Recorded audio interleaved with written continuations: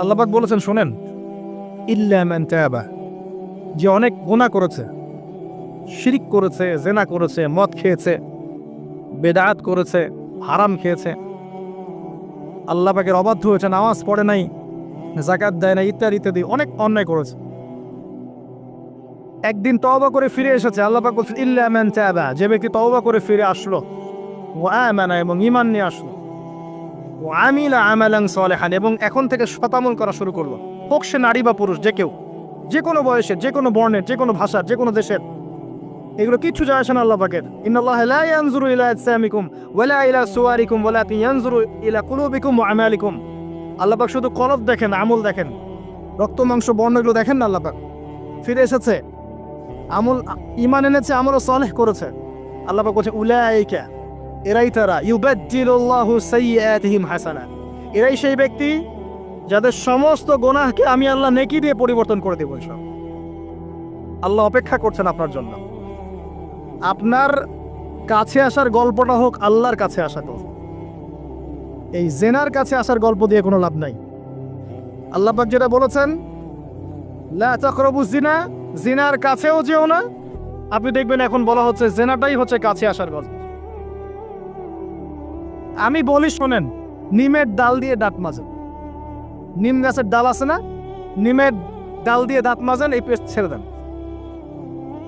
Boycott করে ফেলেন, দেখবেন কয়দিন পর ক্ষমা চাবে যে ভুল হয়ে গেছে, আমরা এগুলা অ্যাড বানাবো না। আমরা যে নরম সরম মানুষ, কোনো ইনিশিয়েটিভ নিতে পারি না, এই জন্য চড়া হয়ে বসে থাকি। প্রতিটা সেক্টরেই দুর্নীতি চলছে। এই যে কাছে আসার গল্পের নাম দিয়ে মানুষকে জানা করাচ্ছে। যুবক যুবতী স্কুল লাইফ থেকে মাহরাম, গায়রে মাহরাম, এই গায়রে মাহরামের সাথে স্কুল লাইফ থেকে শুরু হয়। স্কুল লাইফে পড়ছে ক্লাস 8, 9, 10, ক্লাস 8, 9, 10-এর মেয়েরা, ছেলেরা এখন অ্যাডাল্ট।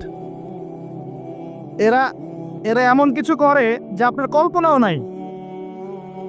এই বয়সেও তো সব পাপ করা শেষ।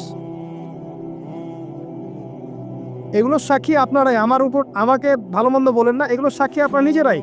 নিজেদের ঘরগুলো দেখেন। আর সবচেয়ে বড় কথা হচ্ছে ঘরের মানুষ কিন্তু কথা শোনে না।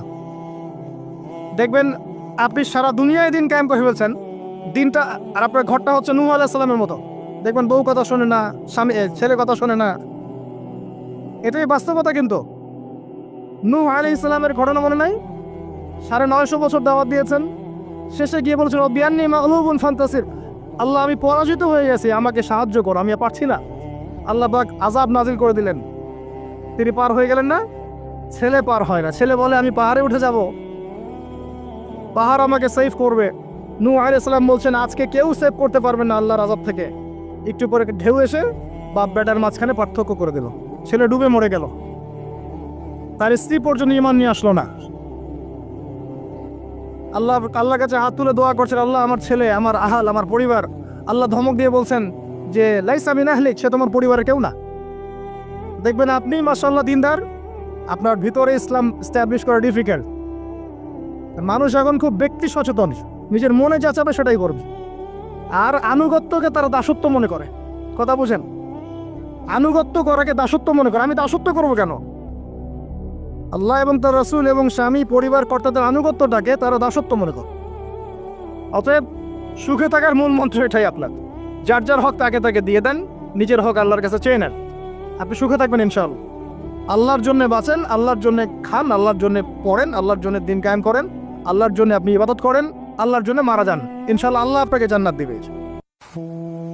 আর আল্লাহর কাছে আমরা সবাই একা একা ফিরে যাবো। ইন্না লিল্লাহি ওয়া ইন্না ইলাইহি রাজিউন। একা একা, একজন একজন করে হিসাব নেবেন আল্লাহ পাক। তখন আমার সাথে কেউ থাকবে? আপনার সাথে কেউ থাকবে? ইন্তেকালের পরে 40টা দিন অপেক্ষা করেন না, মানুষ মনে রাখে? রাখবে না, কাউকে রাখবে না। এটাই দুনিয়ার বাস্তবতা। দুনিয়া বড় নিষ্ঠুর। আর এগুলোর বাস্তবতা আপনারা যত দিন যাবে তত দেখবেন, উপলব্ধি করবেন। একদম কাঠামো ভেঙে যাবে, ফ্রি মিক্সিং দিয়ে, হারাম রিজিক দিয়ে, আপনার এই যে অপসংস্কৃতি দিয়ে পরিবারের কাঠামোই ভেঙে যাবে, সমাজের কাঠামো ভেঙে যাবে। মানুষ দেখবেন আত্মহত্যা করে মারা যাবে বেশি বেশি। বাবার খোঁজ নিবে না সন্তান। কিয়ামতের আলামত জানতালি দেলামাতু রাব্বাতুহা, দাসী মনিবকে জন্ম দিবে, মা বাবার সাথে দাস দাসীর মতো আচরণ করা হবে। টাকার জন্য, সম্পদের জন্য মানুষ ভাইকে হত্যা করবে, বোনকে হত্যা করবে, ছেলে ছেলে বাবাকে হত্যা করবে, মাকে হত্যা করবে, এগুলো সব কিয়ামতের আলামতের হাদিস। এগুলো আপনি বাস্তবতা মিলিয়ে দেখেন 100% মিলে যাবে। এগুলো চলছে এখন। এই জায়গায় আমি বলবো আত্মকেন্দ্রিক হন। একটা আয়াত শোনাচ্ছি আপনাকে, আমার খুব পছন্দের একটা আয়াত, এবং আল্লামা তাকি উসমানীর নাম শুনেছেন? আমার জানা মতে বিশ্ব বরেণ্য আলেমদের একজন। তিনি একটা গোটা বই লিখেছেন, পুরা বইটাই একটা আয়াতের উপরে। বইটা পড়েন, আপনার কাছে মনে হবে বইটার প্রতিটা কথা আপনার জন্য লেখা হয়েছে। তাজকিয়া, আত্মশুদ্ধি, আত্মশুদ্ধি ও তাসাউফ। ওই বইয়ের প্রথমে টাইটেল, একটা হেডলাইন আয়াত আছে, ইয়া আইয়ুহাল্লাযীনা আমানু, হে মুমিনগণ, আলাইকুম আনফুসাকুম, নিজের নফসের খবর নেওয়া, নিজের নফসের খবর নাও, নিজে ঠিক হও। মান লা ইয়াদুররুকুম মান দাল্লা ইন ইহতাদাইতুম, যারা পথভ্রষ্ট হয়ে যাচ্ছে বা গেছে, এদের পথভ্রষ্টতা তোমাদের কোনো ক্ষতি করবে না যদি তোমরা হেদায়েতের উপর থাকো। এর চেয়ে বড় কোনো মেডিসিন নাই। এই আয়াতের মধ্যে সব কিছু আছে, আমাদের সমস্যা এবং আমাদের সলিউশন। আমাদের সমস্যা হচ্ছে আমরা পরের দিকে বেশি চোখ তুলি, আঙ্গুল তাকাই, তোমার এটা ঠিক নাই, তোমার এটা ঠিক নাই, তোমার আকীদা ঠিক নাই, তোমার আমল ঠিক নাই, তোমার তাজকিয়া ঠিক নাই, তোমার রিজিক ঠিক নাই, ইত্যাদি ইত্যাদি। নিজের দিকে এতবার আঙ্গুল আমরা তুলি না। আমার আকীদা ঠিক আছে কিনা, আমার মানহাজ ঠিক আছে কিনা, আমার আমল বেদাত মুক্ত কিনা, আমার রিজিক ঠিক আছে কিনা, আমার পরিবার ঠিক আছে কিনা, আমার নফসে আত্মশুদ্ধি আছে কিনা, আমার ভিতরে হিংসা আছে কিনা, গীবত আছে কিনা, তোহমত দেই কিনা, অহংকার আছে কিনা, এগুলো আমাকে চিন্তা করতে হবে। আলাইকুম আনফুসাকুম, নিজের নফসের খবর নাও। এই নফস নিয়ে আল্লাহর কাছে যেতে হবে। এই একটা আয়াত যদি বুঝে আসে, আপনার প্রবলেম সলভ। এখানে সমস্যা হচ্ছে আমরা আগে মানুষের সংশোধন চাই, কিন্তু আল্লাহ বলছেন আগে নিজেকে সংশোধন করো, নিজে আগে সংশোধিত হও। একটা বাতি থেকে 1000টা বাতি জ্বলবে ইনশাআল্লাহ। আর নিজেকে সংশোধন করতে না পারলে আমি বাতি জ্বালাতে পারবো না। তো ইভেন এখানে বসে আমি যে কথাগুলো বলছি বা বলবো বা বলা হয়, যারা বলে, তারা নিজেরা যদি সেগুলোর উপর আমল না করে, এই কথার কোনো তাসির হবে না আপনার উপরে। আপনি শুনবেন, এক কান দিয়ে ঢুকবে, আর এক কান দিয়ে বেরো যাবে, বাসায় গিয়ে ঘুমিয়ে যাবেন। এটা বাস্তবতা। রাসূলুল্লাহ, শোনেন, রাসূলুল্লাহ সাল্লাল্লাহু আলাইহি ওয়াসাল্লামের দাওয়াতে এত হিউজ মানুষ ইসলাম কবুল করলো কেন বলেন তো? মূল কারণ কি জানেন? ইসলামের প্রতিটা বিষয়ের উপরে নবী সাল্লাল্লাহু আলাইহি ওয়াসাল্লাম নিজে আগে আমল করে দেখিয়েছে। এই জন্য তার কথার মধ্যে নূর এবং তাসির এবং বারাকা এত বেশি ছিল যে মানুষের কলিজার মধ্যে কথাগুলো আঘাত করেছে, মানুষ পরিবর্তন হয়েছে। আর আমাদের টোটাল উল্টা। এইখানে বসবো, এই ধরনের জায়গায় যারা বসি তাদের এক শ্রেণীর কথা বলছি, সবাই না। এখানে অনেক মানুষ আছেন যারা আল্লাহওয়ালা, এবং যারা বেশি ভাইরাল না, যারা তো সেলিব্রিটি না, রাতের বেলা তাহাজ্জুদ পড়ছেন, দেখেন কোনো মাদ্রাসায় খেদমত করছেন, এমন কিছু করছেন যাদেরকে কেউ চেনে না আল্লাহ ছাড়া, তারা আল্লাহর কাছে সেলিব্রিটি। এখানে টোটালি উল্টা। আমরা বলি যেটা, সেটা নিজেরা করি না, আর সেটা করি যা বলি না। আমি আপনাদেরকে বলি, আমি যা জানি তা 30-40% আমি আপনাদেরকে বলতে পারি না, ভয়ে বলি না। আর আমি যা বলি তার 100%-এর মনে হয় 50-60-70% আমি করতে পারি না। নিজেদেরকে নিয়ে শঙ্কিত আমরা যে কি হবে। তো এই আয়াতের উপর আমল ছাড়া আমাদের কোনো গতি নাই। ইয়া আইয়ুহাল্লাযীনা আমানু, হে মুমিনগণ, আলাইকুম আনফুসাকুম, নিজের নফসের খবর নাও। লা ইয়াদুররুকুম মান দাল্লা ইন ইহতাদাতুম, তোমরা যদি হেদায়েত প্রাপ্ত হয়ে থাকো, ওদের পথভ্রষ্টতা তোমাকে ক্ষতি করবে না। ইসলামের শত্রুদের কথা বাদ দেন, আগে নিজেকে ঠিক করেন, নিজে থেকে ঠিক করেন।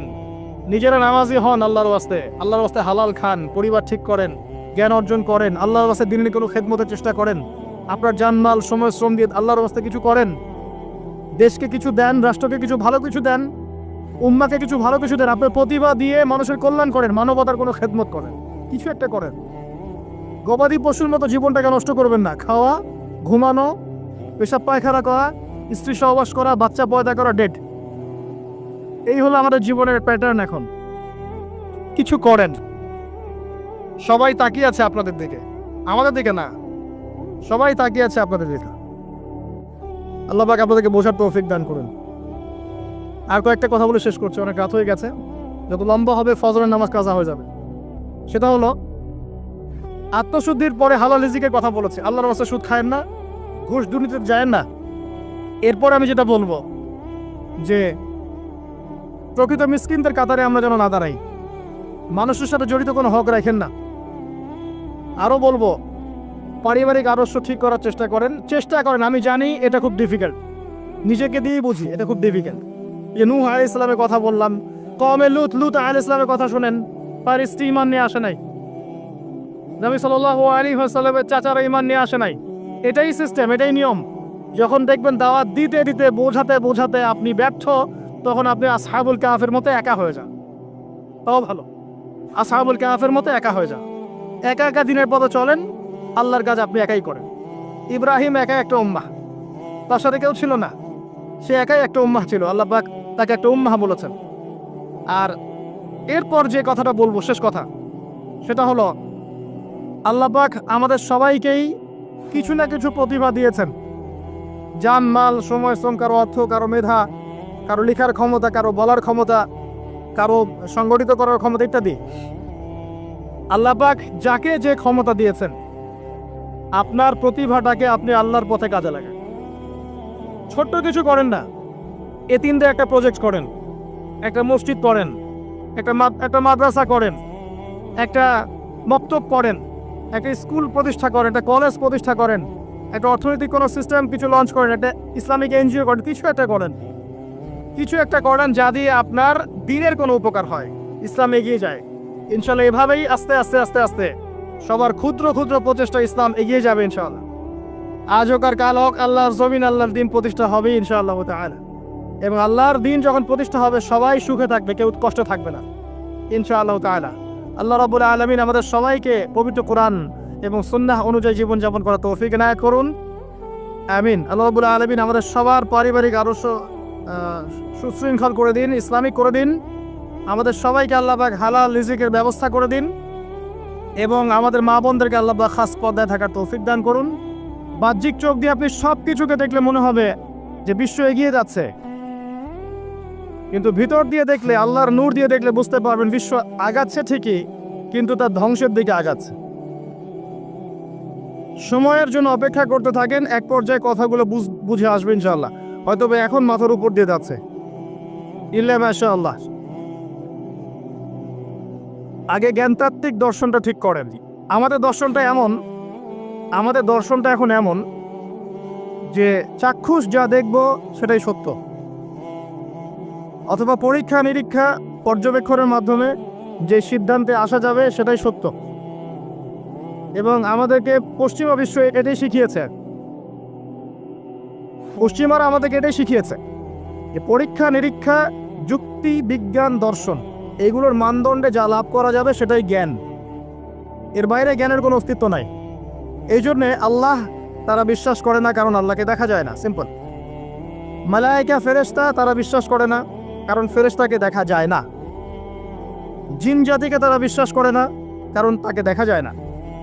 একইভাবে রূহ বা আত্মা, স্বপ্নের ব্যাখ্যা, আপনার ঘুম, আপনার কবরের আযাব, মিজান, পুলসিরাত, জান্নাত, জাহান্নাম, আগেকার আসমানি কিতাব, নবী রাসূলগণ, কাউকে দেখা যায় না, অতএব এগুলোর কোনো অস্তিত্ব নাই। এটা তাদের দর্শন, এবং এই ফিলোসফি দিয়ে সারা বিশ্ব এখন চলছে। লান নুমিনা লাকা হাত্তা নারাল্লাহা জাহরা, যেমনটা বনু ইসরাইল বলেছিল, সূরা বাকারার দিকে আছে প্রথম দিকে। হে মূসা, আমরা তোমার কথায় বিশ্বাস করব না যতক্ষণ না আল্লাহকে চাক্ষুষ দেখছি। কিন্তু Islamic philosophy different. Islamic philosophy হচ্ছে এমন, ওয়াকুলিল হাক্কু মির রাব্বিকুম, হক বা জ্ঞান, সত্য তোমার রবের পক্ষ থেকে আসে। ফালা তাকুনান্না মিনাল মুমতারিন, তুমি সন্দেহবাদীদের অন্তর্ভুক্ত হও না। সূরা কাহফের 29 নম্বর আয়াতে আল্লাহ পাক আরো বলেছেন, ওয়াকুলিল হাক্কু মির রাব্বিকুম ফামান শাআ ফালইউমিন ওয়া মান শাআ ফালইয়াকফুর। হক আল্লাহর পক্ষ থেকে আসে, জ্ঞান আল্লাহর পক্ষ থেকে আসে, সত্য মিথ্যার মানদণ্ড আল্লাহর পক্ষ থেকে আসে, ন্যায় অন্যায়ের মানদণ্ড আল্লাহর পক্ষ থেকে আসে, মানুষের মস্তিষ্ক থেকে বের হয় না। আল্লাহর পক্ষ থেকে যা আসে তাকে যুক্তি, বিজ্ঞান, দর্শন এগুলো দিয়ে প্রমাণ করা যাবেই, এটা জরুরি না। এমন অনেক বিষয় হতে পারে আল্লাহর পক্ষ থেকে আসতে পারে যেটাকে আপনি যুক্তি, বিজ্ঞান, দর্শন দিয়ে প্রমাণ করতে পারবেন না। কারণ এগুলোর সীমাবদ্ধতা আছে, আল্লাহর জ্ঞানের কোনো সীমাবদ্ধতা নাই। আমার কথা কি বোঝা যায়? কথাগুলো হয়তো ইয়াংরা বুঝতে পারবেন। আর আমি জানি লেকচার যত আগাবে মুরব্বীরা তত উঠে চলে যাবে। আমি এটা ফিল করেছি আর কি। কিন্তু আমি এটা বিশ্বাস করি আগামী দিনের ইসলামের ধারক এবং বাহক হবেন যুবকরা ইনশাআল্লাহ, এবং যুবতীরাও, এবং আমাদের পরবর্তী জেনারেশন যারা আমাদের ছেলে বা মেয়েরা আসছে তারা আমাদেরকে দ্বারা যদি খেদমত না হয়, কাজ না হয়, এবং আমরা যদি দায়িত্ব পালন করতে না পারি, আল্লাহ পাকের একটা সুন্নাহ আছে, সেটা হলো সূরা মুহাম্মাদের শেষের দিকে আছে, ইয়াসতাবদিল কওমান গায়রাকুম, আল্লাহ পাক অন্য কওমকে তোমাদের জায়গায় নিয়ে আসবেন, তোমাদেরকে সরিয়ে দিবেন। আমার মতো অপদার্থকে দিয়ে যদি কাজ না হয়, আল্লাহ পাক আমাদেরকে সরিয়ে দিবেন, দিয়ে অন্য বড় বড় স্কলার তৈরি করবেন ইনশাআল্লাহ। আল্লাহ পাকের সুন্নাহ আছে কিছু, ইন তানসুরুল্লাহ ইয়ানসুরকুম, তোমরা যদি আল্লাহকে সাহায্য করো, আল্লাহর দ্বীনকে সাহায্য করো, তবেই আল্লাহর সাহায্য আসবে, অন্যথায় আসবে না। আল্লাহ পাকের সুন্নাহ, আল্লাহর সুন্নাহ এগুলা। নাসুল্লাহ ফানাসিয়াহুম, মানুষ যদি আল্লাহকে ভুলে যায়, আল্লাহও তাদেরকে ভুলে যাবে। এগুলো আল্লাহর সুন্নাহ। ইন্নাল্লাহা লা ইউগাইয়িরু মা বিকওমিন হাত্তা ইউগাইয়িরু মা বিআনফুসিহিম, আল্লাহ পাক কোনো কওমের অবস্থা ততক্ষণ পরিবর্তন করেন না যতক্ষণ তারা তাদের অবস্থা পরিবর্তনের চেষ্টা করে না। এগুলো আল্লাহর সুন্নাহ। তাই আমাদেরকে দিয়ে যদি কাজ না হয়, খেদমত না হয়, উম্মার যদি কোনো কল্যাণ না থাকে, আল্লাহ পাক আমাদের সবাইকে সরিয়ে দিবেন ইনশাআল্লাহ, এবং নতুন কওমকে নিয়ে আসবেন। এমন হতে পারে অমুসলিমদেরকে আল্লাহ পাক ইসলামের সৌন্দর্য দেখিয়ে, ইসলাম কবুল করিয়ে এইসব জায়গায় নিয়ে আসবেন, তারা দিনের খেদমত করবে ইনশাআল্লাহ। কারণ আমরা আগাছা, নিজেকে দিয়েই বুঝতে পারছি, মানুষের দিকে চোখ তোলার, আঙ্গুল তোলার দরকার নাই, নিজেকে দিয়েই বুঝতে পারছি আমরা সবাই আগাছা। আল্লাহ পাক সূরা আরাফের 179 নম্বর আয়াতে বলেছেন, ওয়ালাকাদ যারা'না লিজাহান্নামা কাসীরাম মিনাল জিন্নি ওয়াল ইনস, প্রচুর জিন আর মানুষকে দিয়ে আমি জাহান্নাম পূর্ণ করব। খুশি হচ্ছেন? প্রচুর জিন আর মানুষকে দিয়ে আমি জাহান্নাম পূর্ণ করব। কি অপরাধ ছিল? লাহুম কুলুবুন লা ইয়াফকাহুনা বিহা, কলব দিয়েছিলাম, উপলব্ধি করতো না। ওয়ালাহুম আযানুন লা ইয়াসমাউনা বিহা, কান দিয়েছিলাম, শুনতো না। ওয়ালাহুম আ'য়ুনুন লা ইউবসিরুনা বিহা, চোখ দিয়েছিলাম, দেখতো না। উলাইকা কাল আনআম, উলাইকা কাল আনআম, উলাইকা কাল আনআম, এরা হচ্ছে গবাদি পশুর মতো। দে আর জাস্ট লাইক ক্যাটলস, গবাদি পশুর মতো। বাল হুম আদল, বরং তার চাইতেও এরা নিকৃষ্ট। বা উলাইকা হুমুল গাফিলুন, এরা হচ্ছে গাফেল সম্প্রদায়। নিজেকে এমনই মনে হয়, হৃদয় দিয়েছেন আল্লাহ পাক, হয়তো বুঝতে পারছি না। আল্লাহ পাক কান দিয়েছেন, শুনি না। চোখ দিয়েছেন আল্লাহ পাক, দেখি না। কোন চোখ? বাইরের চোখ তো আবু জেহেলেরও ছিল না? তা আবু জেহেল দেখতে পারলো না কেন? সত্য কোনটা? তার কোন চোখ অন্ধ ছিল? হৃদয়ের চোখ। আলী রাদিয়াল্লাহু আনহু আর আবু জেহেল দুইজনকে আপনি চোখের ডাক্তারের কাছে পাঠান, চোখ টেস্ট করান, দেখবেন দুজনের বাইরের চোখ মাশাআল্লাহ 6 পারফেক্ট চোখ। এখন আবু জেহেলের কোন চোখটা অন্ধ, যে কারণে সে আলী রাদিয়াল্লাহু আনহুর মতো সত্যকে চিনতে পারল না? উত্তর দেন। হৃদয়ের চোখ। আল্লাহ পাক এই চোখের কথা বলেছেন, ওয়ালাহুম আ'য়ুনুন লা ইউবসিরুনা বিহা, চোখ দিয়েছিলাম, দেখে নাই। তারা গবাদি পশুর মতো, বরং তার চাইতেও নিকৃষ্ট। 5 বার আজানের ডাক হচ্ছে, হাইয়া আলাস সালাহ, এক ওয়াক্ত নামাজ জামাতের সাথে পড়বে না, আপনি কি একে গবাদি পশুর চেয়ে বেশি মনে করেন? নিসাব পরিমাণ সম্পদ হয়েছে বছরের পর বছর, একদিনও যাকাত দেয় নাই, আপনি কি তাকে পশুর চেয়ে বেশি মনে করেন? সুযোগ পেলেই সুদ খাবে, ঘুষ খাবে, দুর্নীতি করবে, জিনা করবে, ব্যভিচার করবে, আপনি কি তাকে মনে করেন সে পশুর চেয়ে বেটার? ছেলেদের পোশাক পরে রাস্তাঘাটে ঘুরছে, আপনি কি মনে করছেন পশুর চেয়ে বেটার? জুয়া, ক্যাসিনো, মাদকের মধ্যে ডুবে আছে টিকটক প্রজন্ম, টিকটক প্যারালাইজ প্রজন্ম, অপদার্থ, জানোয়ারের মতো এবং একই সাথে বুদ্ধিবৃত্তিকভাবে প্রতিবন্ধী। এই প্রজন্মকে দিয়ে আপনি আশা করছেন ইসলামের পতাকা নিয়ে তারা সামনে যাবে? এরা কি জন্তু জানোয়ার চেয়ে বেটার? জীবনের কোনো উদ্দেশ্য নাই, এই যে বাবা মা পড়াশোনা করাচ্ছে, টাকা খরচ করছে লক্ষ লক্ষ কোটি কোটি টাকা, ওর জীবনে কোনো উদ্দেশ্যই নাই। 20 বছর 25 বছর পড়াশোনা করার পরে 25টা কোরআনের আয়াত সে বলতে পারে না। এটা তো অনেক দূরের কথা, ইভেন অজুর ফরজ কয়টা তাও বলতে পারবে না। কি আশা করছেন? ধর্মতাত্ত্বিকভাবে আমরা যারা আছি দেখবেন সত্য লিপিবদ্ধ আছে কোরআন এবং হাদিসে, তারপরেও স্বীকার করবে না। সে নিজেই হক, বাকি সব বাতিল। উম্মাকে টুকরা টুকরা করতে করতে এখন 73,000 দলে ভাগ করে ফেলেছে। একটা ব্যক্তি যখন হেদায়েত প্রাপ্ত ইসলামের দিকে আসতে চাইবে, সে কনফিউজ, আমি যাব কোথায়? সবাই তো আমাকে ডাকছে হ্যামিলনের বাসিওয়ালার মতো, আসো আমার কাছে, আসো তোমার জান্নাত দরকার, আমার কাছে আসো, জান্নাতের সার্টিফিকেট নিয়ে যাও, জান্নাতের লিজ লাগলে নিয়ে যাও। অ্যাটিটিউড এরকম। আল্লাহ পাক এমনি বলেন নাই উলাইকা কাল আনআম, এরা গবাদি পশুর মতো, বাল হুম আদল, বরং তার চাইতেও নিকৃষ্ট। আল্লাহর সুন্নাহ বলছিলাম, যদি আমাদের অ্যাটিটিউড এমন হয়, আল্লাহ পাক আমাদেরকে সরিয়ে দিবেন।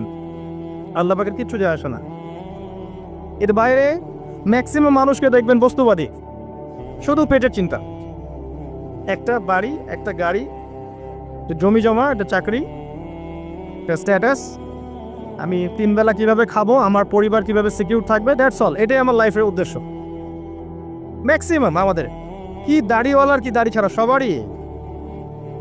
হ্যাঁ, আমরা যারা ইসলামের রিপ্রেজেন্টেটিভ সেজে বসে আছি, এইসব চেয়ারে বসছি, এদের মধ্যে অনেক মানুষ আছে যাদের উদ্দেশ্য দুনিয়া। এবং আমি এটা আরো ভালো বুঝতে পেরেছি এই মাহফিল করতে এসে। তার আগে আমার এগুলো বোঝা ছিল না। এরপরে বুঝতে পেরেছি যে মানুষ আসলে দুনিয়ার নেশে এত সহজে থাকতে পারে না। তো কাদের হাতে আপনি ইসলামের বিজয় যাচ্ছেন? আল্লাহু আ'লাম। আমাদের দ্বারা যদি না হয়, আল্লাহ পাক সরিয়ে দিবেন। কেমন করে সরাবেন? হয়তো করোনা দিয়ে সরাবেন, মহামারী দিয়ে সরাবেন, আরও বড় কোনো ভাইরাস দিয়ে সরাতে পারেন, পারমাণবিক যুদ্ধ দিয়ে সরাতে পারেন। আল্লাহ পাক সরিয়ে দিবেন। আল্লাহ পাকের কোনো প্রয়োজন নাই গবাদি পশু। আমি বলি আপনাকে যে এখানে যে আল্লাহ পাক বলেছেন বেশিরভাগ মানুষকে জাহান্নামের জন্য সৃষ্টি করেছি, তাদের সংখ্যাটা আল্লাহ পাক বলেছেন সূরা সহিহ বুখারীর মধ্যে 4 বার। আল্লাহ পাক বলছেন আদম আলাইহিস সালামকে ডাকা হবে কিয়ামতের মাঠে, তাকে বলা হবে তোমার সন্তানদের মধ্য থেকে জাহান্নামীদেরকে আলাদা করে দাও। আদম আলাইহিস সালাম বলবেন কতজন হে আল্লাহ? আল্লাহ রাব্বুল আলামিন তাকে জানাবেন প্রত্যেক হাজারে, listen to me very carefully, প্রত্যেক হাজারে 999 জনকে জাহান্নামের জন্য আলাদা করে দাও। নাউযুবিল্লাহ। এটা রাসূল সাল্লাল্লাহু আলাইহি ওয়াসাল্লামের সেই হাদিসের সাথে মিলে যায় যে আমার উম্মাহ 73 দলে ভাগ হয়ে যাবে, যার মধ্যে একটা মাত্র দল জান্নাতে যাবে।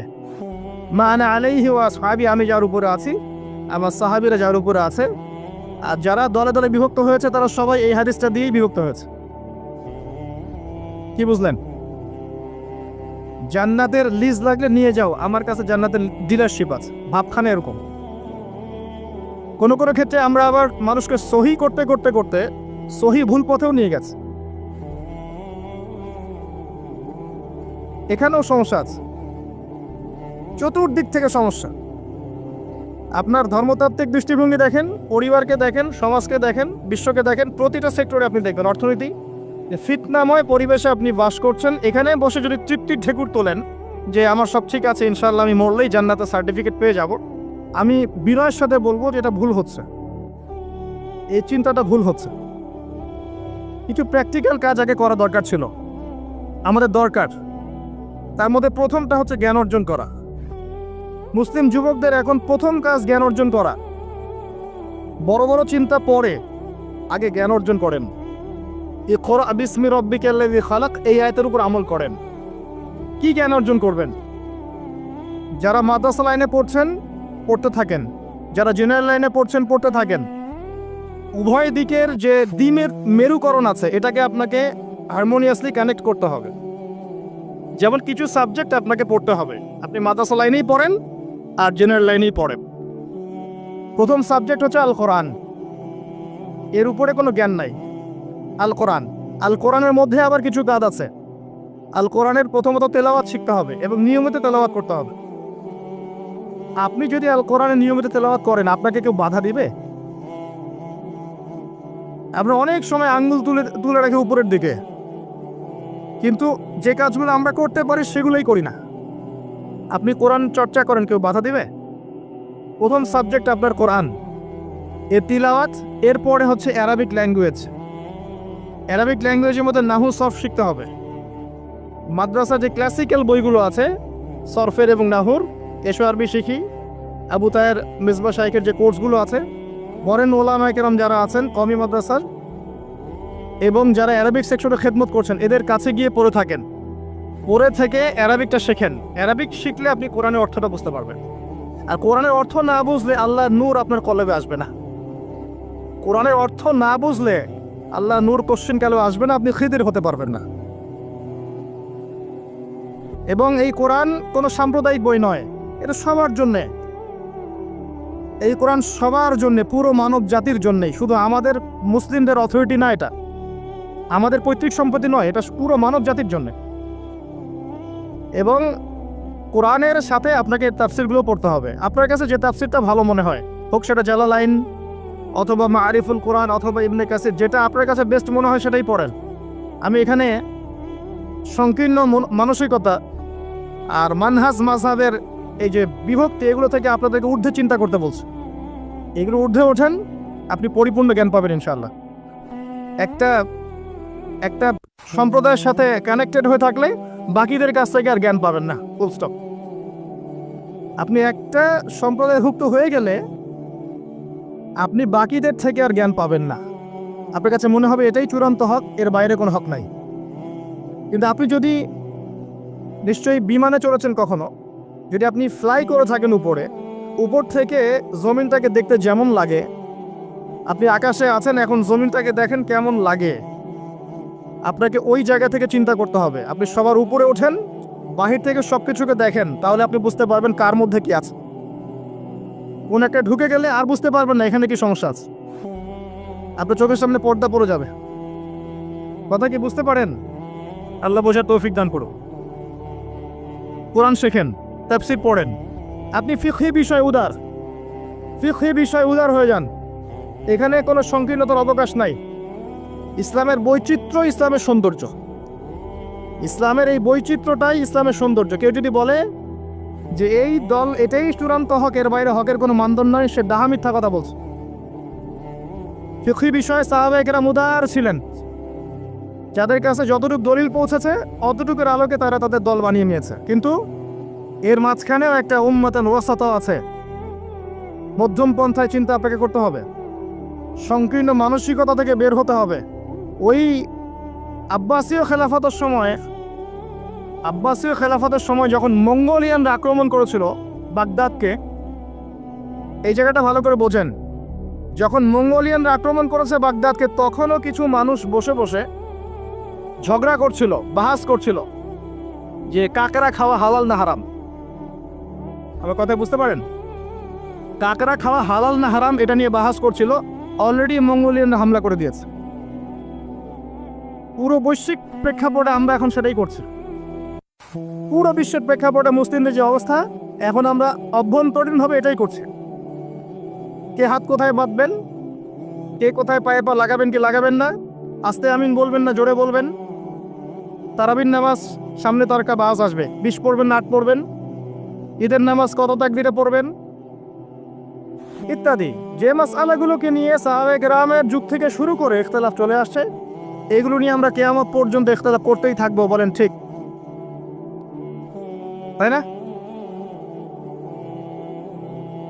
এটাই করছি আমরা। এবং সারা বিশ্বের প্রেক্ষাপটে আমাদেরকে আজকে চতুর্দিক থেকে গলার মধ্যে রশি পেঁচিয়ে টান দেয়া হয়ে গেছে, খালি ফাঁসির কাস্টে ঝোলা বাকি এখন আমাদের। উদাহরণটা এভাবে দিতে পারি আমি, যারা বোঝা তারা বুঝবেন ইনশাআল্লাহ। সমুদ্রের ধারে দাঁড়িয়েছেন কখনো? অনেকে দাঁড়িয়েছেন, ওখানে কিছু চোরাবালি থাকে, আছে চোরাবালি আছে। এই চোরাবালিতে কেউ যদি ডুবে যায়, দেখা যায় যে আস্তে আস্তে তার হাঁটু, তারপরে তার কোমর, তারপর বুক আস্তে আস্তে ডুবতে থাকে।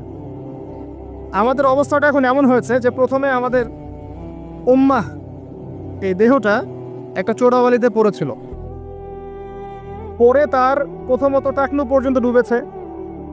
সে হাত পা ছোড়াছড়ি করছে, আমাকে বাঁচাও, আমাকে উঠাও। চারপাশে উম্মার অনুসারী মানুষরা ছিলেন, তারা বলছে নড়াচড়া করবেন না, নড়াচড়া করবেন না, নড়াচড়া করলে আরো ডুবে যাবেন, ওইভাবে থাকেন। উম্মাহ বেচারা এভাবেই ছিল। তারপর আস্তে আস্তে আস্তে আস্তে তার হাঁটু পর্যন্ত ডুবে গেল। সে অস্থির হয়ে ছটফট করছে, আমাকে বের করো, আমাকে বের করো, আমি ডুবে যাচ্ছি।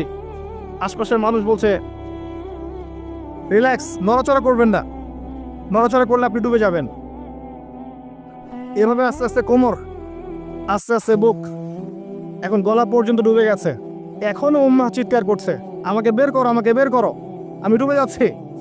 আশপাশের মুসলিমরা বলছে নড়াচড়া করতে যায় না, নড়াচড়া করতে যায় না, ওইটাও ডুবে যাবে। কে টেনে তুলবে একে এখন? যারা আশপাশে আছে এই দুরবস্থায় এবং এই দায়িত্ব পালন করে নাই, আল্লাহ পাক অচিরে তাদেরকে সরিয়ে দিবেন ইনশাআল্লাহ, কোনো সন্দেহ নাই। নতুন কোনো কওম আসবে ইনশাআল্লাহ, নতুন কোনো প্রজন্ম আসবে ইনশাআল্লাহ, যারা এই উম্মাহটাকে আবার তুলবে ইনশাআল্লাহ। এবং আমরা জানি, আমরা আখিরুজ্জামান স্টাডি করে দেখেছি যে বিশ্বের সামনে এমন সময় আসবে যখন ঈসা ইবনে মারইয়ামকে আল্লাহ পাক নামাবেন, এবং এই বিষয়ে কোনো সন্দেহ নাই। আর নেটো যদি চেষ্টা করে তাকে থামাতে পারবে না। কথা বুঝতে পারেন নাই? পৃথিবীর কোনো শক্তি তাকে আটকাতে পারবে না। আল্লাহ পাক এটা বলে দিয়েছেন, সিরিয়ার দামেস্কের সাদা মিনারের উপরে দুইজন ফেরেশতার কাঁধে ভর করে ঈসা ইবনে মারইয়ামকে আল্লাহ পাক পাঠাবে। হাদিস এভাবে এসেছে, তার চুলগুলো ছিল ব্রাউন কালার এবং অনেক কাত পর্যন্ত লম্বা। চুলগুলো দিয়ে টপটপ করে পানি পড়তে থাকবে, দেখে মনে হবে মুক্তা ঝরে পড়ছে। এত স্পেসিফিকলি কোন কিতাবে বলা থাকতে পারে, কোন রিলিজনের মধ্যে থাকতে পারে ইসলাম ছাড়া? ইসলামই তো সেই রিলিজন যেখানে আপনি হায়েজ নিফাসের মাসআলা পাবেন, পররাষ্ট্রনীতিও পাবেন। অন্য কোথাও আছে? ঈসা ইবনে মারইয়ামের চুল দিয়ে টপটপ করে পানি পড়তে থাকবে, এটা পর্যন্ত বলা আছে। এবং আল্লাহ পাক বলেছেন, তার রাসূলের মাধ্যমে জানিয়েছেন সাল্লাল্লাহু আলাইহি ওয়াসাল্লাম, যে ঈসা ইবনে মারইয়াম প্যালেস্টাইনের বাবেলুদ নামক জায়গায় মাসিহুদ দাজ্জালকে হত্যা করবে ইনশাআল্লাহ। এবং এখান থেকে, ওই জেরুজালেম থেকে তিনি পুরো বিশ্বে ইসলামী খেলাফা বাস্তবায়ন করবেন। এটা কত বছর পর? এটা ননসেন্স প্রশ্ন। এটা কত বছর পর? এই প্রশ্নটা হচ্ছে এমন প্রশ্ন যে আদম আলাইহিস সালাম আর হাওয়া আলাইহিস সালাম যে গাছের ফল খেয়েছিলেন, ওই গাছের নাম কি? এই প্রশ্ন যেমন ভিত্তিহীন, ননসেন্স প্রশ্ন, এরকমই ননসেন্স প্রশ্ন হচ্ছে কত বছর পর এটা হবে। এটা দিয়ে আপনার কি দরকার? কত বছর পর হবে এদি আপনি কি করবে? এদি আমি কি করব? আর আমরা তো অপদার্থ, আগাছা, আমাদের সাথে এগুলো সাথে আমাদের তো বেসিকই ঠিক নাই। ঈসা ইবনে মারইয়াম এর হাতে আল্লাহ রাব্বুল আলামিন 40 বছর পৃথিবীর খেলাফা রাখবেন ইনশাআল্লাহ তাআলা। তখনকার যে প্রজন্মটা থাকবে, এই প্রজন্ম ইনশাআল্লাহ ওই চোরাবালিতে ডুবে যাওয়া উম্মাহকে টেনে বের করবে ইনশাআল্লাহু আযজা ওয়া জাল। এখন সময়ের অপেক্ষা করে বসে থাকার জন্য আপনাকে পাঠানো হয়নি, আমাকে পাঠানো হয়নি। আল্লাহ পাক কিছু দায়িত্ব দিয়েছেন। প্রথমটা বলছিলাম, আপনাকে জ্ঞান অর্জন করতে হবে, এবং জ্ঞান অর্জনের প্রথম ধাপ হচ্ছে আল কোরআন, যে সেক্টরে পড়াশোনা করেন। তারপরে আপনি আসবেন আরবি ভাষা সাহিত্যে, এরপরে আসবেন তাফসিরে, অনুবাদে, এরপরে হাদিসের কিতাবগুলো পড়বেন। এবং লাভ দিয়ে কঠিন হাদিস পড়তে যাবেন না, রিকোয়েস্ট। আগে লাভ দিয়ে খপ করে সহিহ বুখারী ধরতে যাবেন না, আপনি বিভ্রান্ত হয়ে যাবেন। আই রিপিট, লাভ দিয়ে খপ করে সহিহ বুখারী ধরতে যাবেন না, আপনি বিভ্রান্ত হয়ে যাবেন। বলতে পারেন যে বেদাতি কথা বলছি কিনা, এটা ফকিহদের কথা, যারা ফুকাহায়ে কেরাম তাদের কথা।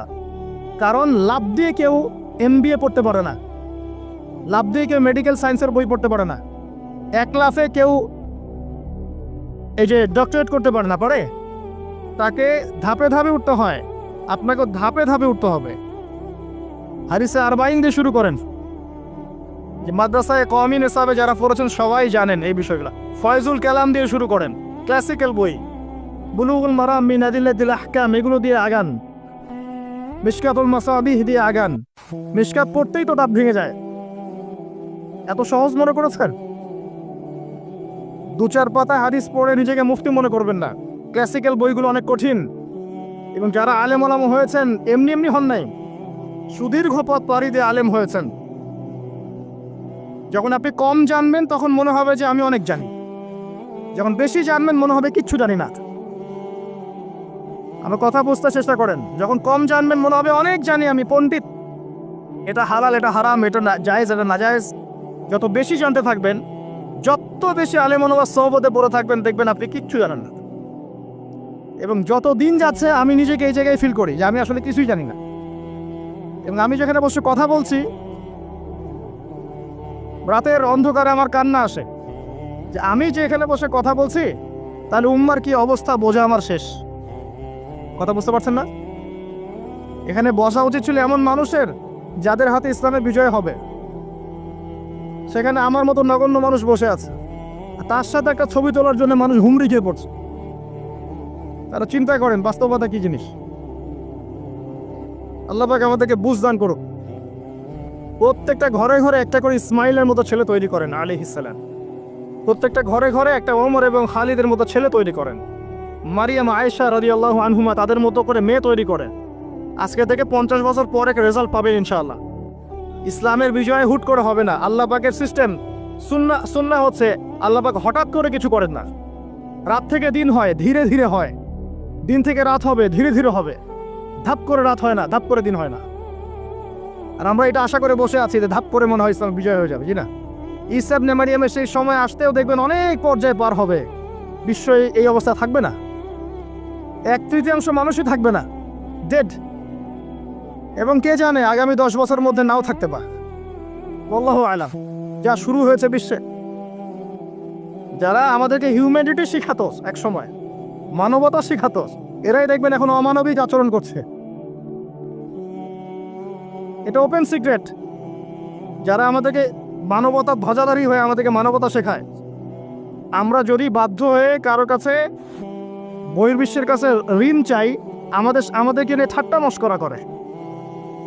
আর এগুলো এখন সব মিডিয়াতে আসে, আমাদেরকে কিছু মনেই করে না। অ্যারোগেন্ট জাতি এ পশ্চিমারা। আল্লাহ পাক এমন কলিউশন লাগিয়ে দিবেন যে ওরা আপোষে মারামারি করে শেষ হয়ে যাবে, দেখে নিন। আল্লাহ পাক এমন কলিউশন লাগিয়ে দিবে যে পুরো ওই জায়গাটা ধসে যাবে। পৃথিবীর 3টা বড় বড় ভূমিকম্প বাকি আছে এখনো, তার মধ্যে একটা হবে পশ্চিমা বিশ্বে, আর একটা অবশ্য পূর্ব দিকে যেখানে আমরাও থাকি, আরেকটা হচ্ছে আমাদের আমিরুল মুমিনিনদের দেশে, দুবাই আরব কন্টিনেন্ট। তারা আমাদের এখন আমিরুল মুমিনিন না, অনেক মানুষ তাই মনে করে যে আরবিতে কথা বললেই আমিরুল মুমিনিন, দাবাঘর একটু ঘষা মাজা করলেই আমিরুল মুমিনিন। সুবহানাল্লাহ। আপনি এক চোখ দিয়ে রেখেছেন, আপনার ভিতরে চোখ অন্ধ। ইসরায়েল পুরো জায়গা ক্যাপচার করে ফেলবে অচিরে ইনশাআল্লাহ তাআলা, নাকের ডগায় বসেই। এবং মুসলিমরা মেনেও নিবে সেগুলা, তার সাথে বন্ধুত্বও করে ফেলবে এবং সে ডমিনেট করবে পুরো আরব বিশ্বকে। চ্যালেঞ্জ করলাম, দেখে নিন ইনশাআল্লাহ তাআলা। আপনি এখন অন্ধ। ইমামুল মেহদি যখন আসবে তখন দেখবেন তার উপরেই চাপ সৃষ্টি করা হবে। ইমামুল মাহদিকে নিঃসন্দেহে সন্ত্রাসী বলা হবে যদি ওই সময় মিডিয়াগুলো থাকে, এবং মুসলিমরাই এগুলো ঢোল পিটাবে, দেখে নিন। এক শ্রেণীর মুসলিম বের হয়ে যাবে তখনও, যখন বলবে যে ইমামুল মাহদি খারেজি, এটাও বলবে। অপেক্ষা করতে থাকেন, জ্ঞান অর্জন করেন প্রিয় ভাই। হাদিসের কিতাবের কথা বলছিলাম, আগে বড় জায়গায় যায় না, মিশকাত শেষ করেন, আস্তে আস্তে ইবনে মাজায় যান, তিরমিজিতে যান, আবু দাউদ পড়েন, নাসাই পড়েন, পরে যান বুখারী মুসলিমে। তখন কি ইনশাআল্লাহ আপনি বুঝতে পারবেন। আর এই পড়াশোনা করবেন কোথায়? একা একা? বাজার থেকে যাব, পাবলিকেশন থেকে বই কিনবো, আরবি এবারত জবর যে প্রেস দিয়ে আছে পড়বো, বাংলা অনুবাদ করবো, মুফতি হয়ে যাবো, তাই নাকি? শুকরান। কে বলেছেন কথাটা? শুকরান। ওস্তাদ লাগবে, ওস্তাদ লাগবে, ওস্তাদ। আর ওস্তাদ খুঁজতে গিয়ে সাম্প্রদায়িক হয় না যে আমি এই মাযহাব ফলো করি, এই মাযহাবের বাইরে কোনো ওস্তাদ নিব না, আমি এই দল করি, এই দলের বাইরে কোনো ওস্তাদ নিব না। তখন কি হবে? আপনি দলীয় সাম্প্রদায়িকতায় চলে যাবেন। আপনিও তখন মুকাল্লিদ হবেন। মানুষকে মুকাল্লিদ বলছেন, আপনি নিজেও তো মুকাল্লিদ। একজন আলেম বই লিখেছেন, ধরেন আমার হাতে একটা বই আছে, নামাজ শিক্ষার বই, কথার কথা। তো এখন এই বইটার মধ্যে তিনি কিছু দলিল দিয়েছেন, রেফারেন্স দিয়েছেন, নামাজকে সাবিত করেছেন, আপনি এখন সেটা ফলো করছেন। হাদিসের নাম্বারগুলো দেওয়া আছে, আপনি ফলো করছেন। ফলো করে বলছেন আমি গায়রে মুকাল্লিদ, তোমরা সবাই মুকাল্লিদ। এই যে বইটা তিনি লিখলেন, আপনি তো লেখককে ফলো করছেন, লেখক যা লিখেছেন তাই ফলো করছেন। অবশ্যই আপনিও তার মাযহাব মেনেছেন, তার মতকে মানেন নাই, মেনেছেন। নাকি আপনি প্রত্যেকটা হাদিসকে যাচাই বাছাই করে দেখেছেন কোনটা সহিহ কোনটা জয়ীফ? দেখেছেন? তাহলে আপনি তার মত মেনেছেন, আর মত তো মানতেই হচ্ছে। এই মতটুকু না মানলে তো আমি দিন বুঝতেই পারবো না। পারবো? আমরা কি সবাই স্কলার, মুস্তাহিদ? আমরা কি সবাই ইস্তেহাদ করার যোগ্যতা রাখি? তাহলে নিঃসন্দেহে এমন মানুষের কাছে যেতেই হবে যিনি ইস্তেহাদ করার যোগ্যতা রাখেন। তিনি যখন গবেষণা করে একটা ফতোয়া দিবেন, আমি সে ফতোয়াটাকে সর্বোচ্চ আমার সাধ্যমতো মেলানোর চেষ্টা করতে পারি এবং অন্যান্য আলেমদের কাছে শরণাপন্ন হতে পারি যে আপনারা এটার ব্যাপারে কি মত দিচ্ছেন। কিন্তু আমাকে তো সাধারণ মানুষ হিসেবে আলেম ওলামার কাছে যেতেই হচ্ছে এবং মাযহাব মানতেই হচ্ছে। বিষয়টা এমন নয় যে আমি সরাসরি কোরআন সুন্নাহকে মানতে পারি। পারি কি? কোরআন এবং সুন্নাহর প্রত্যেকটা জিনিস বোঝার সরাসরি যোগ্যতা আমার আছে? যদি না থাকে তাহলে মাধ্যম লাগে না? এই মাধ্যমটা কি নাজায়েজ? এই জায়গায় তো আমরা সমস্যায় ভুগছি। নিজে নিজে পণ্ডিত হয়ে যাই আর নিজে নিজে বিভিন্ন দল উপদল খুলে বসে থাকি, মানুষকেও আহ্বান করতে থাকি, আর যে আমার আহ্বানে সাড়া দেয় না তাকে বলে দেয় তুমি খারাজি।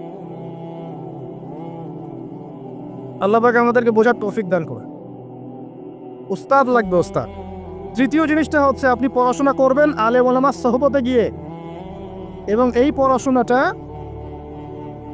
একা একা করতে পারবেন না। আপনি তাদের কাছে যাবেন, আরবির ক্লাসিক্যাল বইগুলো পড়বেন। এটা শুধু পড়ার জন্য নয়, বরং তাদের সোহবতে থেকে, চরিত্র থেকে জ্ঞান শেখার জন্য। আমার কথাটা বোঝার চেষ্টা করেন। আপনি যখন একটা মানুষের সাথে ওঠা বসা করবেন, তার চরিত্র দেখে আপনি সুন্নত শিখতে পারবেন। রাসূলুল্লাহ সাল্লাল্লাহু আলাইহি ওয়াসাল্লাম এমনভাবে কি ইসলাম শিখিয়েছিলেন, একটা কাগজের মধ্যে সূরা লিখে দিলেন, বাসায় যাও পড়ে নিও? সাহাবীদেরকে এমনভাবে শিখিয়েছেন? সাহাবায়ে কেরাম কোরআন সুন্নাত আর সোহবতে এসে শিখেছেন, তাকে দেখে শিখেছেন। কেমন করে তিনি কথা বলেন, কেমন করে ওঠেন, কেমন করে বসেন, কেমন করে চিন্তা করেন, কিভাবে তিনি ঘোড়সাওয়ার হন, বাসায় কি করেন, নামাজ কেমন করে পড়েন, প্রতিটা বিষয় তিনি তারা দেখে দেখে দেখে দেখে আয়ত্ত করেছেন। আব্দুল্লাহ ইবনে মাসউদ রাদিয়াল্লাহু আনহু সম্পর্কে বলা হয় যে তিনি এমনভাবে নবী সাল্লাল্লাহু আলাইহি ওয়াসাল্লামকে দেখেছেন, কপি করার চেষ্টা করেছেন, যে তিনি উঠতেন তার মতো করে, বসতেন তার মতো করে, কথা বলতেন তার মতো করে। সুবহানাল্লাহ। সোহবতেই আপনাকে নূর দিবে ইনশাআল্লাহ। এবং যখন আল্লাহর নূর প্রাপ্ত মানুষের কাছে গিয়ে আপনি থাকবেন, তখন আপনি বুঝতে পারবেন যে আপনার ভিতরে কোথায় ত্রুটি আছে। আপনার ভিতরে ত্রুটি কোথায় কোথায় আছে এটা আপনি ধরতে পারবেন না, মানুষ ধরিয়ে দিতে হবে। এবং আল্লাহওয়ালা মানুষটা যদি ধরিয়ে দেয় এবং আপনি সংশোধন করে নেন, তখন আপনি সঠিক পথ পাবেন ইনশাআল্লাহ। সোহবত, এই সোহবত আপনাকে তাজকিয়া দিবে। তাজকিয়া মানে কি? আত্মশুদ্ধি। তাজকিয়া মানে আত্মশুদ্ধি, এবং আত্মশুদ্ধি হচ্ছে এখনকার সবচেয়ে বড় বিষয়। আত্মশুদ্ধি নাই, বড় বড় লেকচার দিয়ে লাভ নাই। আত্মশুদ্ধি কখন আসবে? যখন কলবে নূর আসবে। কলবে নূর কখন আসবে? যখন আপনি বেশি বেশি কোরআন তেলাওয়াত করবেন, 1 নাম্বার। 2 নাম্বার, যখন আপনি বেশি বেশি মৌতের ফিকির করবেন। 3 নাম্বার, বেশি বেশি কবরের চিন্তা করবেন, পরকালের চিন্তা করবেন। 4 নাম্বার, বেশি বেশি আপনি আল্লাহর জিকির করবেন। 5 নাম্বার, বেশি বেশি আল্লাহর কাছে দোয়া করবেন। কম খাবেন, কম ঘুমাবেন, কম স্ত্রী সহবাস করবেন, কম মানুষের সাথে মিশবেন, কম কথা বলবেন। নূর আসবে ইনশাআল্লাহ।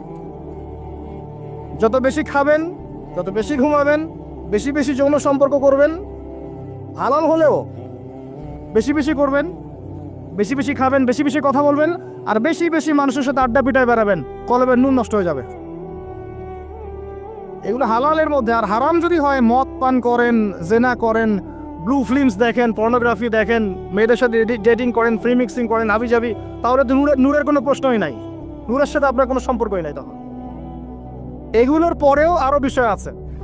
এগুলোর পরের বিষয় হচ্ছে কলব থেকে কয়েকটা বিষয় দূর করতে হবে। আবার 1 নাম্বার, দুনিয়ার প্রেম। দুনিয়ার প্রেম দূর করতে হবে। দুনিয়াতে থাকতে হবে মুসাফিরের মতো। সকালে আছেন, সন্ধ্যার গ্যারান্টি নাই, সন্ধ্যায় আছেন, সকালের গ্যারান্টি নাই।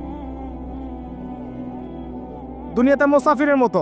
দুনিয়ার প্রেম দূর করতে হবে। 2 নাম্বার, মনের মধ্যে হিংসা রাখা যাবে না। কি রাখা যাবে না? যেটা রাখা আমাদের এখন ফরজ।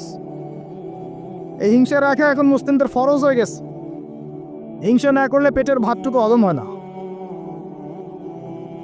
কারো রাইজিং দেখলেই, একটু রাইজিং দেখলেই হিংসা। হিংসা রাখা যাবে না। 3 নাম্বার, আত্ম অহংকার রাখা যাবে না, ইগো রাখা যাবে না,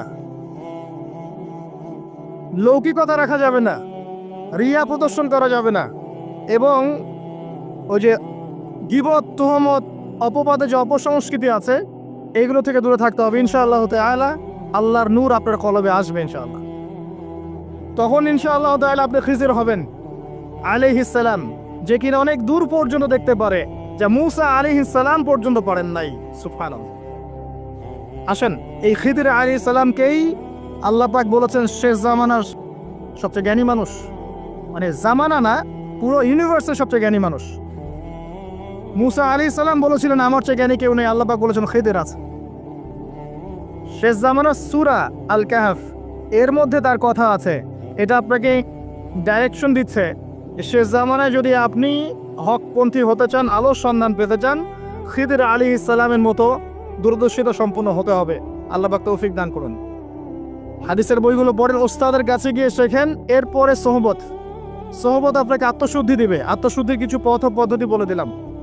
এখানে আমি একটা হাদিস বলবো, এই হাদিসটা খুব ভালো করে শোনেন। আল্লাহ রাব্বুল আলামিন বলেছেন হাদিসে কুদসি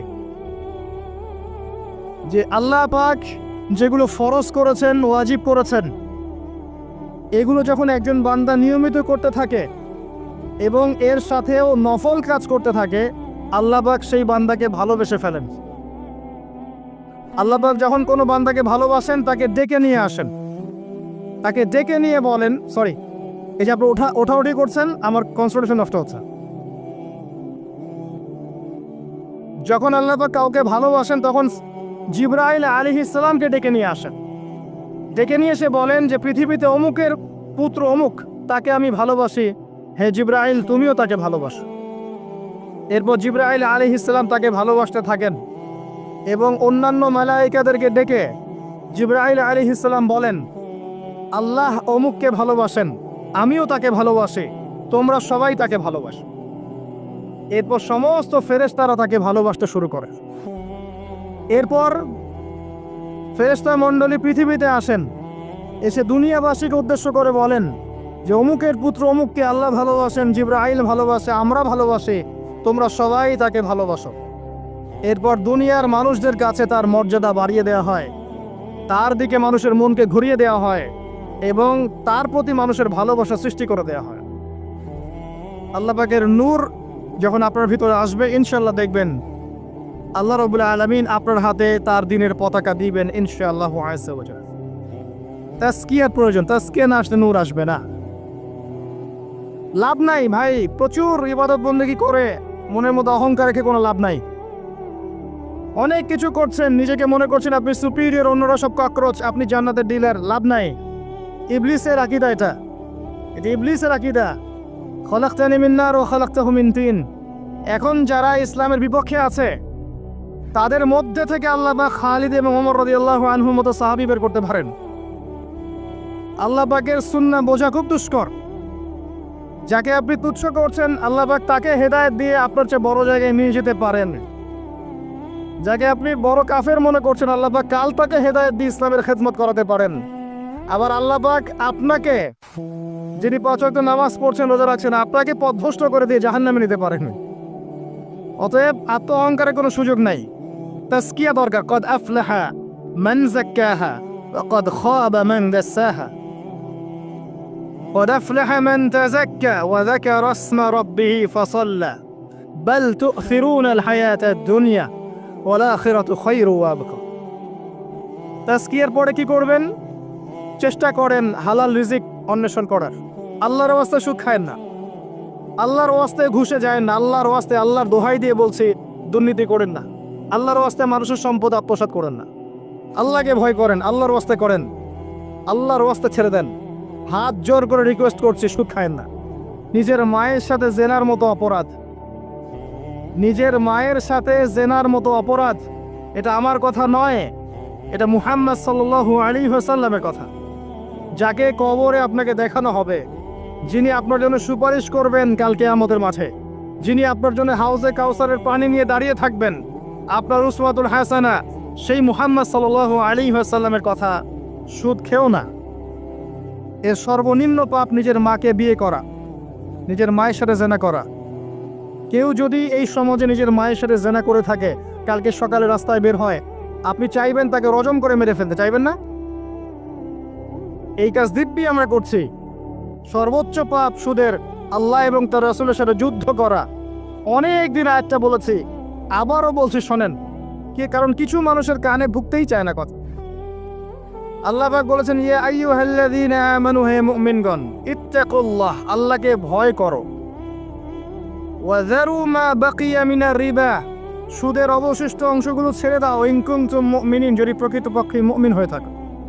ওয়া ইল্লাম তাফআলু, যদি তোমরা এই কাজ না করো।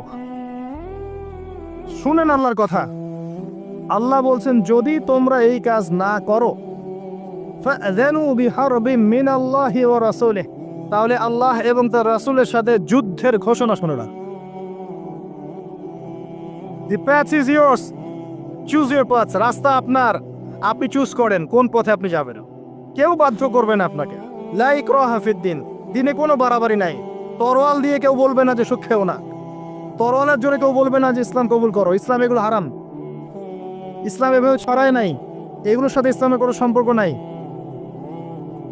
ইসলামের নামে যারা সন্ত্রাসবাদ ছড়িয়েছে এবং জঙ্গিবাদ ছড়িয়েছে, এগুলোর সাথে ইসলামের কোনো সম্পর্ক নাই।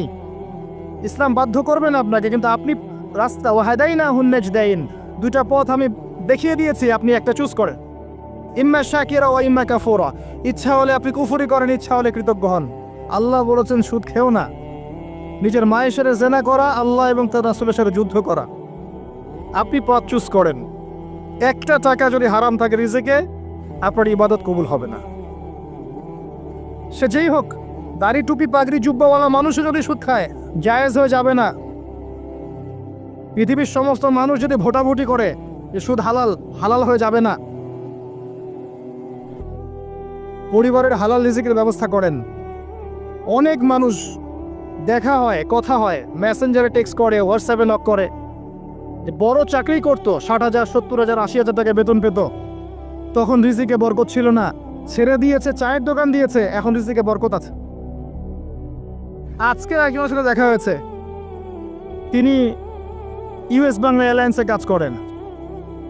আমাকে বলছেন, ভাই মুরব্বী মানুষ, আমার পরিবারের সদস্য সংখ্যা বেশি ছিল, হারাম জবে ছিলাম, সুদ খেতাম, সুদি এনজিওতে কাজ করেছি, আপনার লেকচার শুনেছি, আলহামদুলিল্লাহ, আল্লাহ পাক শুনিয়েছেন তাকে, এখানে আমার কোনো ক্রেডিট নাই, তিনি ছেড়ে দিয়েছেন, এখন এখানে কাজ করেন। আমি বললাম, পরিবারে কি কোনো সমস্যা হয়, রিজিকে বরকত আছে না?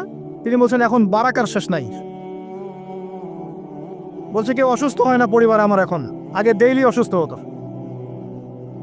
আমার টাকা চুরি চামারি হয় না, আগে আমার টাকা আত্মসাৎ হয়েছে। বরকত কি জিনিস আপনাকে বুঝাই, বরকত চোখে দেখা যায় না। আপনি হালাল রিজিকে থাকেন, দেখবেন আপনার পরিবারের মানুষ কম অসুস্থ হচ্ছে, খরচ কমে গেল, আপনার সম্পদ চুরি ডাকাতি হচ্ছে না, নিরাপদ আছে। আপনার অল্প রিজিক আল্লাহ রহমত বরকত ঢেলে দিলেন, অল্প খেয়ে আপনি তৃপ্ত, মেডিসিনে খরচ নাই, অসুস্থতার খরচ নাই, আজে বাজে কোনো খরচ নাই, কারণ আপনি হারাম খাচ্ছেন না। বরকত চোখে দেখা যায় না, এটা বুঝতে হয়। আবার দেখবেন মাসে কোটি টাকা আর্ন করছেন, এই যে বড় একটা ক্যান্সার, এই যে কিডনি ড্যামেজ, এই যে ব্লাড চেঞ্জ করতে হচ্ছে, একটা রোগ শেষ হচ্ছে আরেকটা শুরু হচ্ছে, বাবার অসুখ, মায়ের অসুখ, এই সমস্যা ওই সমস্যা একটার পর একটা লেগেই আছে। এই প্রজেক্ট নষ্ট হচ্ছে, ওই প্রজেক্ট নষ্ট হচ্ছে, আবার মানুষ ছিনতাই করছে, চুরি ডাকাতি করছে। এটা আল্লাহ পাকের গজব। রহমত বরকত চোখে দেখা যায় না, এটা আপনাকে বিশ্বাস করতে হবে যে আল্লাহর পক্ষ থেকে এগুলো আসে। ইমানের 6 পিলার শব্দ গায়েব, আল্লাহ বিশ্বাস গায়েব, মালায়েকা ওয়া কুতুবিহি ওয়া রুসুলিহি ওয়াল ইয়াউমিল আখির ওয়াল কদরি খায়রি ওয়া শাররি, সবই গায়েব। অদৃশ্য বিশ্বাসের নামই তো ঈমান। তো বরকত রহমত কি দেখা যাবে? দেখা যাবে না। রূহ বা আত্মাকে দেখেছেন? আপনার শরীরে নাই।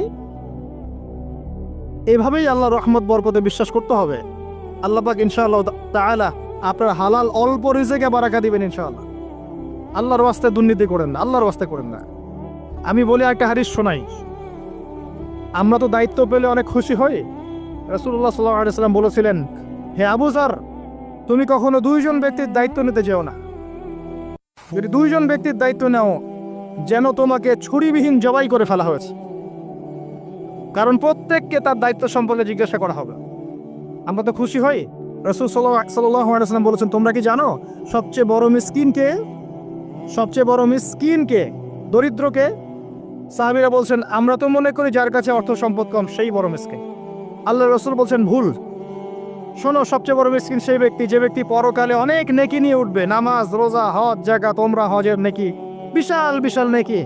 এরপরে সে দেখবে সামনে মানুষ দাঁড়িয়ে আছে, কারো গীবত করেছে, কাউকে তহমত দিয়েছে, কাউকে অপবাদ দিয়েছে, কারো টাকা চুরি করেছে, কাউকে অন্যায়ভাবে জুলুম করেছে, কাউকে পিটিয়েছে, কারো সম্পদ লুট করেছে ইত্যাদি। তখন আল্লাহ পাক বলবেন, শোধ করে দাও। কিভাবে শোধ করা হবে? ফেরেশতারা জিজ্ঞাসা করবেন, আল্লাহর পক্ষ থেকে হুকুম আসবে, এই ব্যক্তির নেকিগুলোকে ওদের আমল নামে কনভার্ট করো। বলছে শেয়ার ইট পাস করে দাও। ওটা আরো বড় টেকনোলজি হবে ইনশাআল্লাহ তাআলা। বলার সাথে সাথেই আপনার নেকি আমার নেকি দেখা যাবে চলে গেছে, নাউজুবিল্লাহ। এবার সব নেকি শেষ। এবার কি হবে? অর্ডার আসবে, তাদের গুনাহগুলোকে এই ব্যক্তির আমল নামে চাপিয়ে দেওয়া হবে। এরপর আল্লাহ পাক বলবেন, ইকরা কিতাবাক, পড়ো তোমার কিতাব, ওয়া কাফা বিনাফসিকা আল-ইয়াওমা আলাইকা হাসিবা, আজকে তুমি তোমার হিসাব নেওয়ার জন্য যথেষ্ট। এই কিতাব আর ডান হাতে আসবে না, ঘুরে আসবে। ওয়া আম্মা মান উতিয়া কিতাবাহু বিশিমালিহি ফাসাউফা ইয়াদউ সুবুরা, তখন সে মৌতকে ডাকতে থাকবে, হায় আজকে আমার একটা মৃত্যু দিয়ে কাজ হবে না, হাজারটা মৌত আমার দরকার। সুবহানাল্লাহ, ইন্না লিল্লাহি ওয়া ইন্না ইলাইহি রাজিউন। এই হচ্ছে তাদের পরিণতি যারা অন্যের সম্পদ আত্মসাৎ করে খাবে। আল্লাহ পাক আমাদেরকে বোঝার তৌফিক দান করুন, এবং মানুষের সাথে জড়িত হক যাদের থাকবে, আল্লাহ পাক যেন আমাদেরকে মানুষের সাথে জড়িত কোনো হক না রাখেন, পবিত্র অবস্থায় দুনিয়া থেকে নেন, আল্লাহুম্মা আমিন। কারণ দুনিয়াতে যার হক তাকে দিয়ে দেন। ভাই, আমি একটা কথা বলেছি, কথাটা ভাইরাল হয়েছে অনেক। মানুষের অবস্থানকেই ভালোবাসে, মানুষ কখনোই মানুষের অন্তঃসত্ত্বাকে ভালোবাসে না। অবস্থান আপনার ভালো, আপনার পিছনে মানুষের অভাব থাকবে না।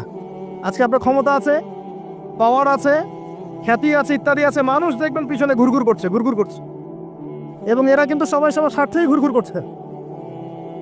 এর বাইরে আল্লাহ পাক কিছু মানুষের মনে আল্লাহর পক্ষ থেকে মহব্বত দেন, এটা আলাদা বিষয়। এটা শুধু ধার্মিকদের ক্ষেত্রেই সম্ভব। ওই দুই ব্যক্তি যারা আরশে ছায়া পাবে, যারা একে অপরকে আল্লাহর ওয়াস্তে মহব্বত করেছে, তাই না? অতএব আল্লাহর পক্ষ থেকে একটা মহব্বত থাকে, এটার কোনো স্বার্থ থাকে না, নিঃস্বার্থ ভালোবাসা। এটা টোটালি নিঃস্বার্থ ভালোবাসা, কোনো স্বার্থ নাই। কিন্তু দুনিয়ার ভালোবাসা স্বার্থপর। অবস্থানকে আপনাকে মূল্যায়ন করা হবে। আপন শুধু আল্লাহ পাক আপনার। আল্লাহর জন্যে যার হক তাকে দিয়ে দেন, নিজের হক আল্লাহর কাছে চেয়ে নেন, আপনি সুখে থাকবেন ইনশাআল্লাহ। এর চেয়ে কোনো ফিলোসফি নাই দুনিয়াতে সুখে থাকা। আপনি মানুষকে সন্তুষ্ট করতে পারবেন না, পরিবার, বাবা মা, ছেলে মেয়ে, বউ বাচ্চা, কাউকে সন্তুষ্ট করতে পারবেন না। 100% আপনি কাউকে সন্তুষ্ট করতে পারবেন না। সারা জীবন করে যাবেন, আপনার বিরুদ্ধে অভিযোগ থেকেই যাবে। শুধু আল্লাহ রাব্বুল আলামিন অপেক্ষা করে বসে আছেন। এই বসে আছেন কথাটাকে আবার ভাইরাল করে বিতর্কিত করেন না। এই বসে আছেন বুঝিয়েছে আল্লাহ তাকে অপেক্ষা করছেন। মুশকিল মিডিয়ার সামনে কথা বলা, বলবো একটা তালগোল পাকিয়ে বানাবে আরেকটা। এই কারণে আমি মিডিয়া এখন পছন্দ করি না। প্রয়োজনে আমি মাঠে ময়দানে জুমার খুতবা দিব, আমার কোনো দরকার নেই মিডিয়া, কোনো প্রয়োজন নেই আমার। কিছু অফিসিয়াল রাখা হয়েছে এই কারণে, যাতে এই কথাগুলো এর মধ্যে ভালোটুকু মানুষের কাছে পৌঁছে যায়, খারাপটুকু আমরা মুছে ফেলে দিই। আমার খারাপের দরকার নাই। আর এগুলো করে করে মানুষের ক্ষতি করেছে আমরা অনেক। দিন দিন আলেম ওলামাদের সংখ্যা এই বাংলার মাটি থেকে কমে গেছে। যে কথাটা বলছিলাম, হক দিয়ে দেন, আপনি আপনার হক আল্লাহর কাছে চেয়ে নেন। মানুষকে আপনি সুখী করতে পারবেন না। আল্লাহ পাক অপেক্ষা করছেন আপনার জন্যে। আপনি কখন তওবা করে তার দিকে ফিরে আসবেন, দিন আল্লাহ পাক আপনাকে মাফ করে দিবেন সব।